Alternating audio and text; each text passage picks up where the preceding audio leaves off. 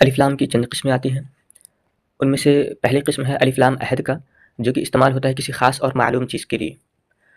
پھر اس کی دو قسمیں آتی ہیں، عہد ذکری۔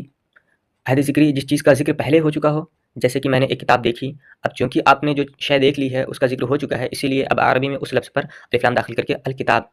بولا جائے گا۔ جیسے آگے مثال میں الکتاب اچھی تھی، ٹھیک ہے، یعنی الکتاب جیدن، کتاب اچھی ہے۔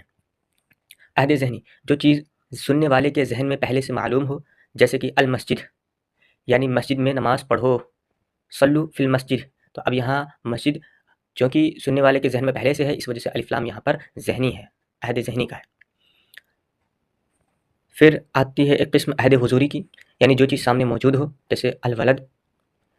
حاضر ہے۔ تو اب یہاں پہ دیکھیے گا، اردو عربی مکس ہے، لیکن الولد حاضر عربی کا معنی عربی جملہ ہوگا۔ الولد الف لام کے ساتھ بنایا گیا ہے، چونکہ لڑکا حاضر ہے، جو چیز سامنے ہو تو اس کا جو الف لام ہوتا ہے وہ عہد حضوری کا ہوتا ہے۔ اس طرح پھر دوسری قسم آتی ہے الف لام جنس کا، کسی چیز کی پوری جنس یا قسم مراد ہو، جیسے الانسان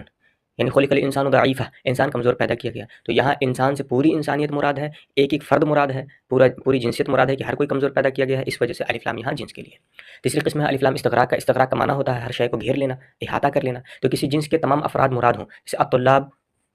یعنی طلبہ کامیاب ہیں، تو یہاں پر بھی طلبہ کی تمام طلبہ کو شامل ہے، اس وجہ سے الطلاب الف لام کے ساتھ ہے۔ چوتھی قسم الف لام تعریف کا، یعنی نکرہ اسم کو معرفہ بنانے کے لیے آتا ہے، اس کا کام فقط نکرہ سے کسی لفظ کو معرفہ بنانا، جیسے الکتاب، کتاب سے الکتاب۔